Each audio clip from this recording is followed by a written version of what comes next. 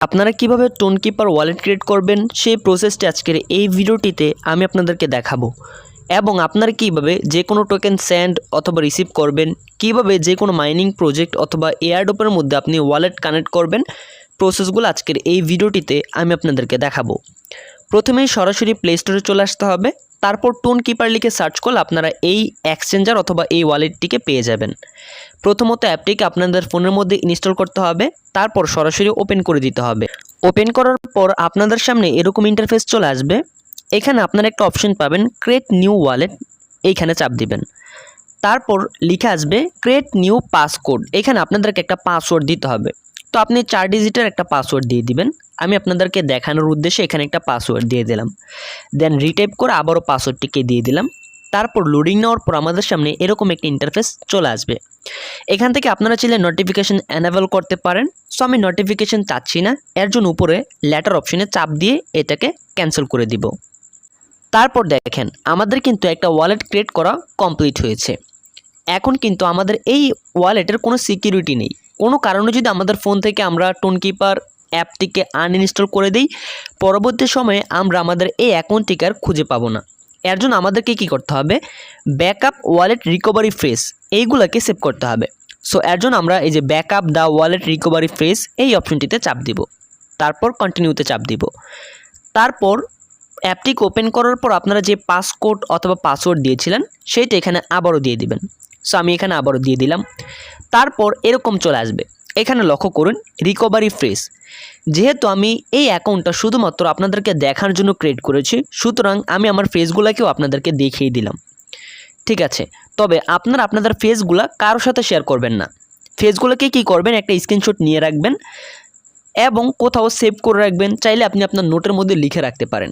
পরবর্তী সময়ে এই ফেসগুলো দিয়েই কিন্তু আপনাকে আপনার অ্যাকাউন্টের মধ্যে লগ ইন করতে হবে। তো আমি এখানে স্ক্রিনশট দিয়ে দিলাম।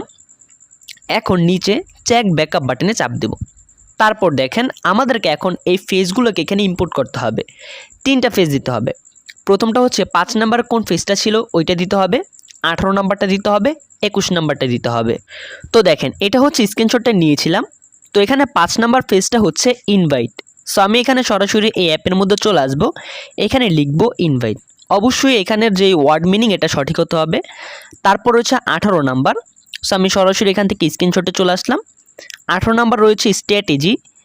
তারপর 21 নাম্বারটা হচ্ছে অ্যাবিলিটি। সো আমি টোটাল 3টা ফেজ দিলাম। এখন আমি ডানে চাপ দিব।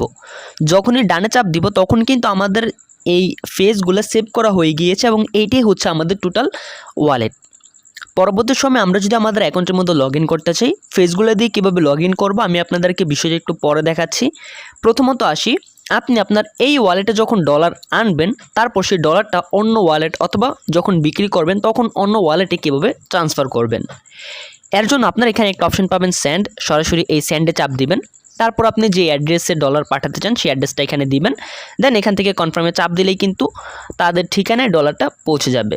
এবং আপনি যখন কোনো মাইনিং প্রজেক্ট অথবা এয়ারড্রপে জয়েন করবেন, সেখানেও কিন্তু আপনি আপনার এই যে ওয়ালেটটা রয়েছে এই ওয়ালেটটাকে সেভ করতে পারবেন। এবং এই যে ডলারের নিচে যেই ওয়ালেট নাম্বারটা দেখাচ্ছে এখানে চাপ দিলে কিন্তু আপনার ওয়ালেটটি কপি করা হয়ে যাবে।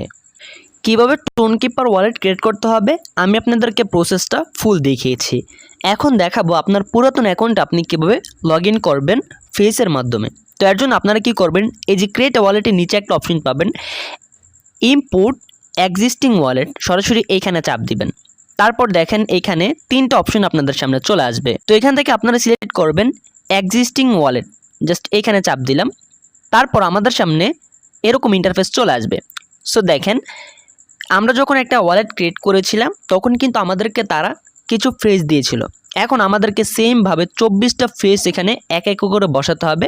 তারপর নিচের দিকে একটা অপশন আপনারা পাবেন কন্টিনিউ। যখন আমরা এই কন্টিনিউতে চাপ দিব তখনই কিন্তু আমাদেরকে আমাদের অ্যাকাউন্টের মধ্যে লগ ইন করা হয়ে যাবে অথবা আমাদেরকে আমাদের অ্যাকাউন্টের মধ্যে পৌঁছে দিবে।